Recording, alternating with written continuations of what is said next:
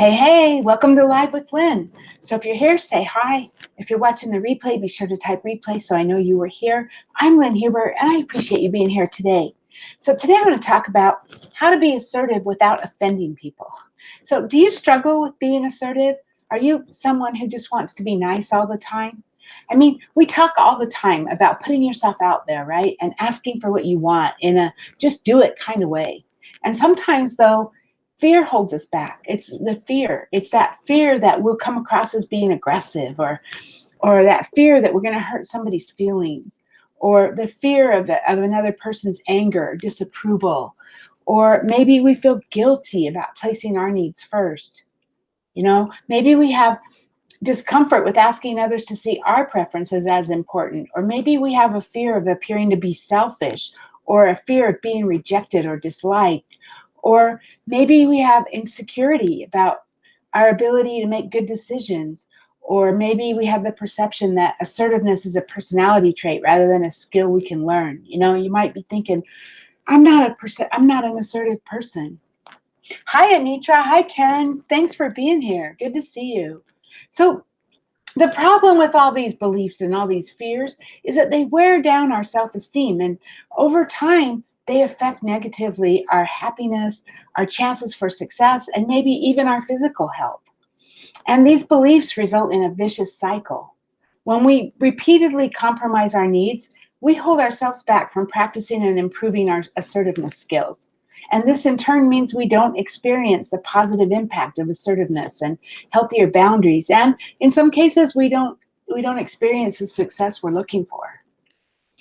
Assertiveness is an important skill to develop. I mean, it allows you to advocate for yourself and your needs in a healthy way. Sometimes it's difficult to be assertive, though, or to make your beliefs known while still maintaining peace and understanding. Some people interpret assertiveness as hostility or rudeness. And I think that's what we're afraid of, right? Or they might even think that you're being controlling. So this is most likely generally that because people don't like to be told what to do or how to do it. And the trick is in learning how to stand up for yourself without making others feel imposed upon. Like anything, it's a skill you can develop with a little know-how and practice.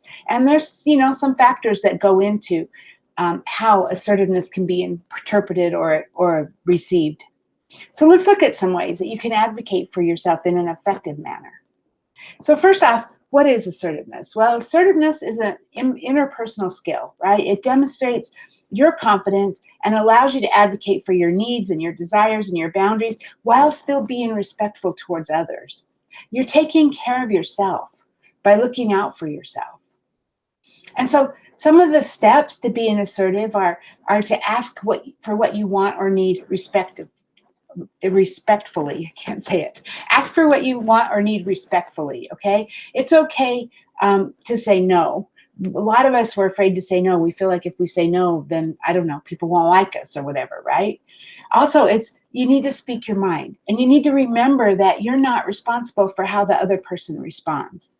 And you have a right to your feelings.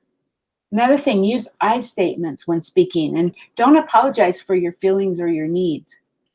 So delivery matters, right? You can definitely be assertive without being rude. Tact is a thing, and so is delivery. So how you advocate for your needs can make a big difference in how it's received. You can be assertive without being aggressive or impolite.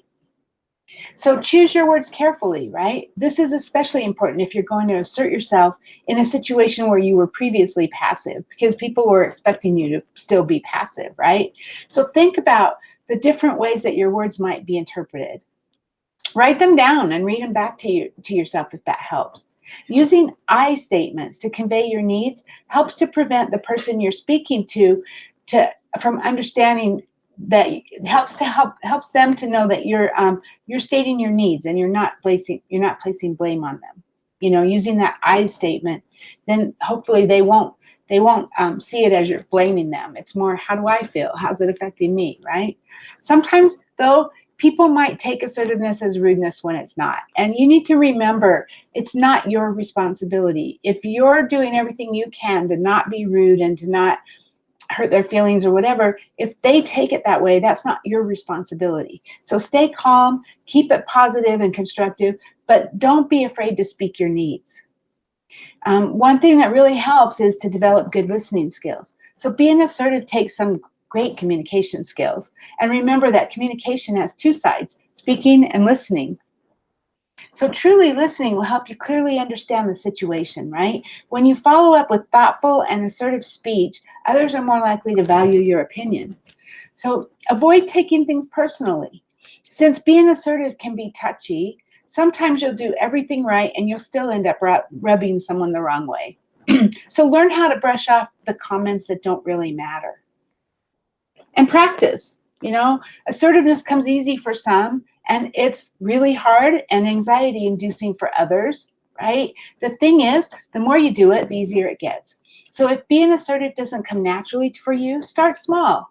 Practice stating your opinions in lower, situations that aren't like that are just more casual or whatever, right?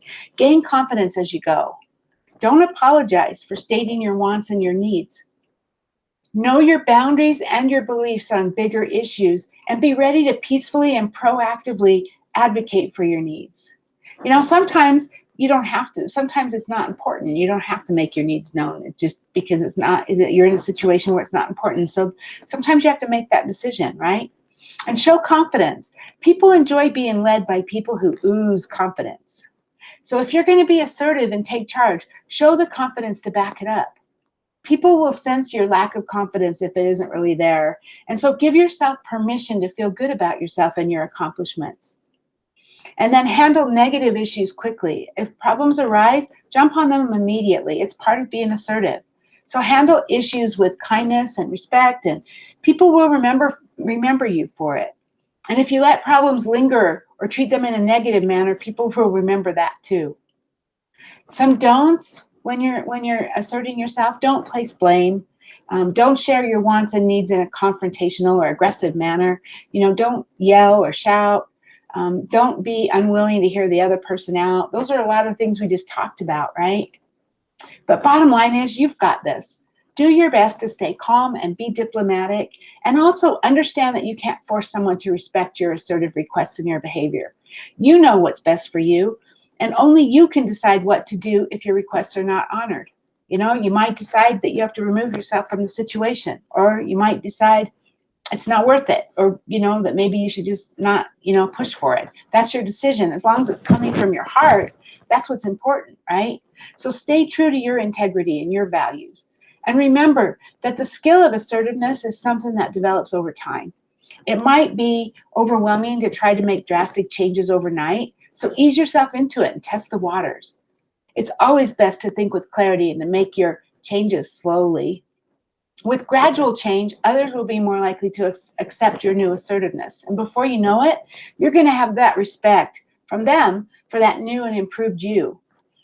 So it says, let's see, Anitra says, it seems I assert my opinion a lot more these days.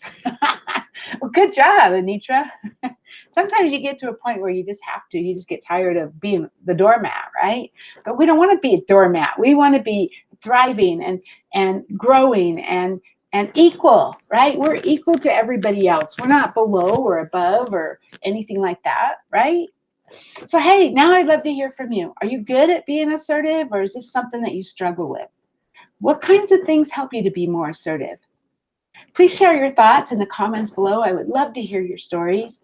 And thank you, Anitra and Karen, for being live with me today, and anyone else who might be live who just hasn't commented, and anyone who's watching the replay. I appreciate you. So go out there, have an amazing day, and I will see you soon. Bye-bye.